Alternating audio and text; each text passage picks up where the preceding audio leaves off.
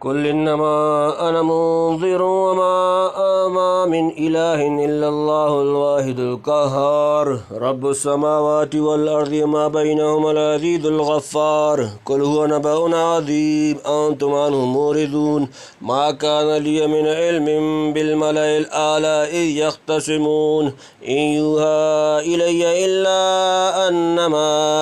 انا نذير مبين اذ قال ربك للملائكة إني خالق بشرا من طين فإذا سويته ونفخت فيه من روحي فقعوا له ساجدين فسجد الملائكة كلهم أجمعون إلا إبليس استكبر وكان من الكافرين قال يا إبليس ما منعك أن تسجد لما خلقت بيدي أستكبرت أم كنت من العالين قال أنا خير منه خلقتني من نار وخلقته من طين قال فاخرج منها فإنك رجيم وإن عليك لعنتي إلى يوم الدين قال ربي فانظرني إلى يوم يبعثون قال فإنك من المنظرين إلى يوم الوقت المعلوم قال فبعزتك لأغوينهم أجمعين إلا عبادك منهم المخلصين قال فالحق والحق أقول لأملأن جهنم منك وممن تبعك منهم أجمعين قل ما أسألكم عليه من أجر وما أنا من المتكلفين إن هو إلا ذكر للعالمين ولتعلمن نبأه بعد حين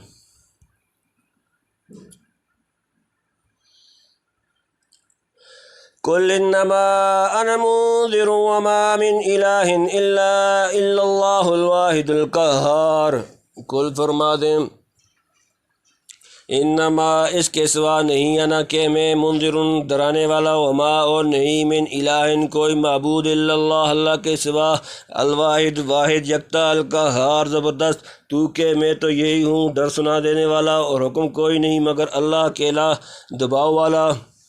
رب السماوات والارض وما بینہما العزیز الغفار رب پروردگار السماوات آسمانوں والارض اور زمین وما او جو بینہما ان دونوں کے درمیان العزیز غالب الغفار بڑا بخشنے والا رب آسمانوں کا اور زمین کا او جو ان کے بیچ میں ہے زبردست گناہ بخشنے والا میرا کام تو اتنا ہی ہے کہ تم کو اس آنے والے خوفناک گڑھے سے ہوشیار کر دوں اور جو بھیانک مستقبل آنے والا ہے اس سے بے خبر نہ رہنے دوں باقی سب کا جس حاکم سے پڑھنے والا ہے وہ تو وہی اکیلا خدا ہے جس کے سامنے کوئی چھوٹا بڑا دم نہیں مار سکتا ہر چیز اس کے آگے دبی ہوئی ہے آسمان و زمین اور ان کے درمیان کوئی چیز نہیں جو اس کے زیر تصرف نہ ہو جب تک چاہے ان کو قائم رکھے جب چاہے توڑ پھوڑ کر برابر کر دے اس عزیز و غالب کا ہاتھ کون پکڑ سکتا ہے اس کے زبردست قبضے سے کون نکل کر بھاگ سکتا ہے اور ساتھ ہی اس کی لامحدود و رحمت و بخشش کو کس کی مجال ہے محدود کر دے کل ہوا نبأ عظیم کل فرما دیں ہوا وہ یہ نبأ عظیم ایک خبر بڑی تو کہ یہ ایک بڑی خبر ہے انتم عنہ معرضون انتم تم عنہ اس سے معرضون منہ پھیرنے والے بے پرواہ ہو کہ تم اس کو دھیان میں نہیں لاتے یعنی قیامت اور اس کے احوال کوئی معمولی چیز نہیں بڑی بھاری اور یقینی خبر ہے جو میں تم کو دے رہا ہوں عن النبأ العظیم الذی هم فیہ مختلفون سورۃ نمبر 78 سورۃ النبأ آیت نمبر 21 مگر افسوس ہے کہ تم اس کی طرف سے بالکل بے فکر ہو جو کوئی تمہاری خیر خواہی کو کہا جاتا ہے دھیان نہیں لاتے بلکہ الٹا مذاق اڑاتے ہو کہ کب آئے گی کیوں کر آئے گی اور اتنی دیر کیوں ہی ہو رہی ہے اس جلد کیوں نہیں بلا لیتے وغیرہ ذالک ما کان لی من علم بالملأ الاعلی اذ یختصمون ما کان نہ تھا لیا میرے پاس مجھے من علم کچھ خبر بالملأ الاعلی عالم بالا کی اس جب یختصمون وہ باہم جھگڑتے تھے مجھ کو کچھ خبر نہ تھی اوپر کی مجلس کی جب وہ آپس میں تکرار کرتے ہیں ان یوحى الی الا انما انا نذیر مبین ان یوحا نہیں وحی کی جاتی الیہ میری طرف اللہ سوائے انما یہ کہ انا نذیر میں ڈرانے والا مبین صاف صاف مجھ کو تو یہی حکم آتا ہے کہ اور کچھ نہیں میں تو ڈر سنا دینے والا ہوں کھول کر ملا اعلیٰ اوپر کی مجلس ملائکہ مقربین وغیرہم کی مجلس ہے جن کی توسط سے تدابیر الہیہ اور تصریفات کونیہ ظہور پذیر ہوتی ہیں، یعنی ملائے اعلیٰ میں نظام عالم کے فنا و بقا کے متعلق جو تدبیریں یہ بحثیں اور کیل و کال ہوتی ہے، مجھے اس کی کیا خبر تھی جو تم سے بیان کرتا۔ اللہ تعالیٰ نے جن اجزاء پر مطلع فرما دیا وہ بیان کر دیے، جو کچھ کہتا ہوں اسی کی وحی و اعلان سے کہتا ہوں، مجھ کو یہی حکم ملا ہے کہ سب کو اس آنے والے خوفناک مستقبل سے خوب کھول کر آگاہ کروں۔ رہا یہ کہ وہ وقت کب آئے گا اور قیامت قائم کب ہوگی، نہ اندازے کے لیے اس کی ضرورت ہے نہ اس کی اطلاع کسی کو دی گئی ہے۔ ایک حدیث میں ہے کہ چند انبیاء علیہ السلام تمام میں قیامت کا ذکر چلا کہ کب آئے گی، سب نے حضرت ابراہیم پر حوالہ کیا، انہوں نے فرمایا کہ مجھے علم نہیں، پھر سب نے حضرت موسیٰ پر حوالہ کیا، ان کی طرف سے بھی وہی جواب ملا، آخر سب نے حضرت مسیح علیہ السلام کی طرف رجوع کیا، فرمایا وجہ الساعہ نہیں، البتہ حق تعالیٰ نے مجھ سے یہ وعدہ کیا ہے این قیامت کی وقوع کی گھڑی تو مجھے بھی معلوم نہیں، البتہ حق تعالیٰ نے مجھ سے یہ وعدہ کیا ہے الہ۔ اور ایک حدیث میں ہے کہ حضرت موسیٰ نے حضرت جبرائیل سے قیامت کے آنے کا وقت دریافت کیا، فرمایا مل مسئول عنہا بِأَعْلَمَ مِنَ السَّائِلِ، یعنی میں تم سے زیادہ نہیں جانتا۔ معلوم ہوا کہ ملائے اعلیٰ میں قیامت کے متعلق اس قسم کی کچھ بحث و تکرار رہتی ہے، اور اس کے علاوہ اور بہت مسائل ہیں جن میں ایک طرح کی تکرار اور کیل و کال ہوتی ہے، جیسا کہ ایک حدیث میں اللہ تعالیٰ کا آپ سے کئی مرتبہ سوال کرنا فیما یختصم الملأ الاعلیٰ، اور آپ کا جواب دینا مذکور ہے، مگر وہاں کے مباحثات کا علم بجز وحی الہی کے اور کس طرح ہو سکتا ہے؟ یہی ذریعہ ہے جس سے اہل نار کے تخاصم پر آپ کو اطلاع ہوئی، اسی سے ملأ الاعلیٰ کے احتسام کی خبر لگی، اور جو تخاصم ابلیس کا آدم کے معاملے میں ہوا جس کا ذکر آگے آتا ہے وہ بھی اسی ذریعے سے معلوم ہوا۔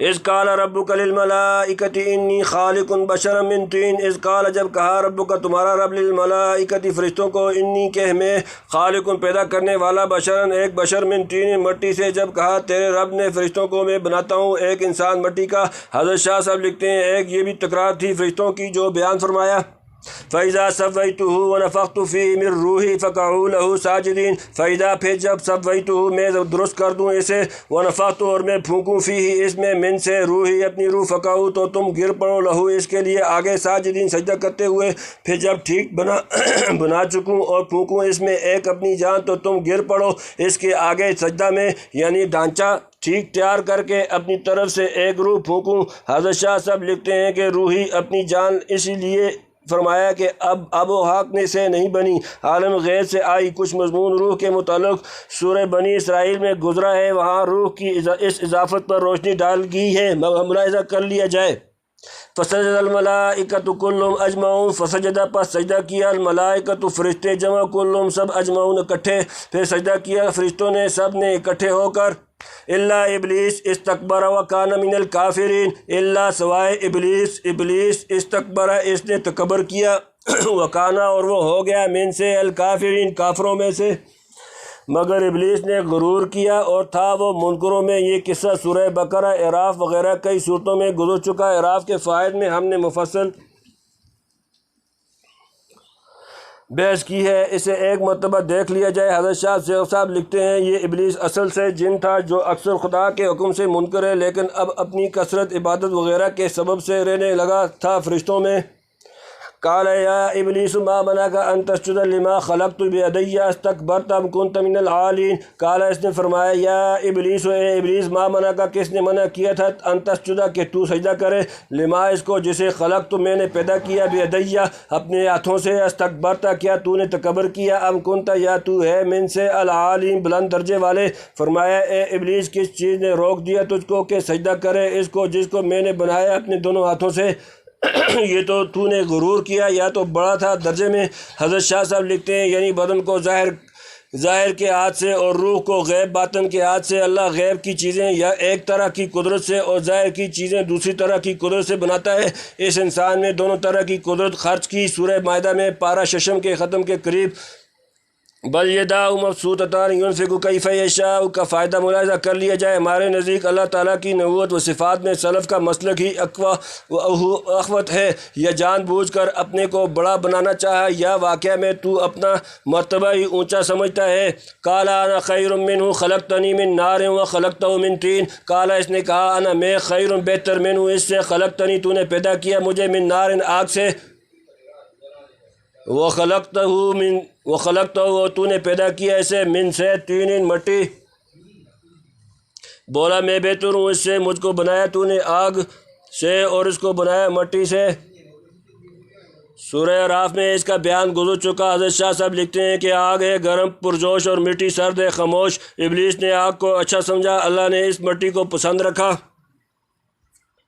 قال فاخرج منہا فإنک رجیم، قال اس نے فرمایا فاخرج پس نکل جا منہا یہاں سے، فإنک کیونکہ تو رجیم راندہ درگاہ، فرمایا تو نکل یہاں سے کہ تو مردود ہوا، یعنی بحشت میں فرشتوں کی صحبت میں جانا تھا اب نکالا گیا۔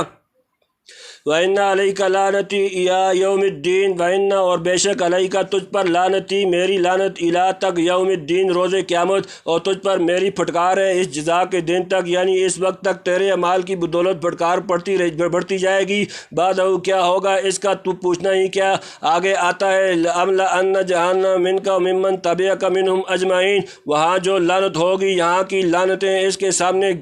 گرد ہو جائیں گی۔ قال رب فانظرنی الی یوم یبعثون، قال اس نے کہا ربی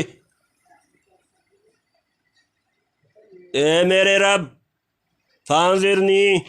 پس تو مجھے مہلت دے، الی تک یوم یبعثون جس دن اٹھائے جائیں گے، بولا اے رب مجھ کو ڈھیل دے جس دن تک کہ مردے جی اٹھیں، یعنی سور کی دوسری نفخ تک۔ قال فإنک من المنظرین، قال اس نے فرمایا فإنک پس بے شک تو من سے المنظرین مہلت دیے جانے والے، فرمایا تجھ کو ڈیل ہے الی یوم الوقت المعلوم، الی تک یوم دن الوقت المعلوم وقت معین، اسی وقت کے دن تک جو معلوم ہے، یعنی پہلے نفخ کے قریب تک، اس کے بعد نہیں۔ قال فبعزتک لأغوینہم اجمعین، قال اس نے کہا فبعزتک سو تیری عزت کی قسم، لأغوینہم میں ضرور انہیں گمراہ کروں گا، اجمعین سب، بولا تو قسم ہے تیری عزت کی میں گمراہ کروں گا ان سب کو۔ الا عبادک منہم المخلصین، الا سوائے عبادک تیرے بندے منہم ان میں سے، المخلصین جمع مخلص، مگر جو بندے ہیں تیرے ان میں چنے ہوئے۔ قال فالحق والحق اقول، قال اس نے فرمایا فالحق یہ حق سچ، والحق اور سچ اقول میں کہتا ہوں، فرمایا تو ٹھیک بات یہ ہے اور میں ٹھیک ہی کہتا ہوں، یعنی میری سب باتیں سچی اور ٹھیک ہی ہوتی ہیں۔ سبحان اللہ۔ لَأَمْلَأَنَّ جَهَنَّمَ مِنْكَ وَمِمَّنْ تَبِعَكَ مِنْهُمْ أَجْمَعِينَ، لَأَمْلَأَنَّ میں ضرور بھر دوں گا جہنم مِنْكَ تجھ سے، وَمِمَّنْ اور ان سے جو تَبِعَكَ تیرے پیچھے چلے، مِنْهُمْ ان سے، أَجْمَعِينَ سب، مجھ کو بھرنا ہے دوزخ تجھ سے اور جو ان میں تیری راہ چلے ان سب سے۔ قُلْ مَا أَسْأَلُكُمْ عَلَيْهِ مِنْ أَجْرٍ وَمَا أَنَا مِنَ الْمُتَكَلِّفِينَ، قُلْ فرما دیں ما نہیں، أَسْأَلُكَ میں مانگتا تم سے، علیہ اس پر، من اجرن کوئی اجر، وما انا اور نہیں میں، من سے المتکلفین بناوٹ کرنے والے، تو کہ میں مانگتا نہیں تم سے اس پر کچھ بدلہ، اور میں نہیں اپنے آپ کو بنانے والا۔ ان ہوا الا ذکر للعالمین، ان نہیں ہوا الا یہ مگر ذکر نصیحت للعالمین تمام جہانوں کے لیے، یہ تو ایک فہمائش ہے سارے جہان والوں کو۔ وَلَتَعْلَمُنَّ نَبَأَهُ بَعْدَ حِينٍ، وَلَتَعْلَمُنَّ اور تم ضرور جان لو گے، نَبَأَهُ اس کا حال، بعد حین ایک وقت، اور معلوم کر لو گے اس کا احوال تھوڑی دیر کے پیچھے مدت کے بعد، یعنی نصیحت سے غرض یہ ہے کہ اپنی دشمن اور دوست میں تمیز کرو، شیطان لعین جو ازلی دشمن ہے اس کی راہ مت چلو، نبیوں کا کہنا مانو تو جو تمہاری بہی خواہی کے لیے آئے ہیں، میں تم سے اس نصیحت کا کوئی صلہ یا معاوضہ نہیں مانگتا، نہ خام خواہ اپنی طرف سے بنا کر کوئی بات کہتا ہوں۔ اللہ نے ایک فہمائش کی، وہ تمہارے تک پہنچا دی، تھوڑی مدت کے بعد تم خود معلوم کر لو گے کہ جو خبریں دی گئیں کہاں تک درست ہیں، اور جو نصیحت کی گئی کیسی سچی اور مفید تھی۔ تم سورہ سورہ سواد بعون اللہ حسن توفیق وللہ الحمد والمن۔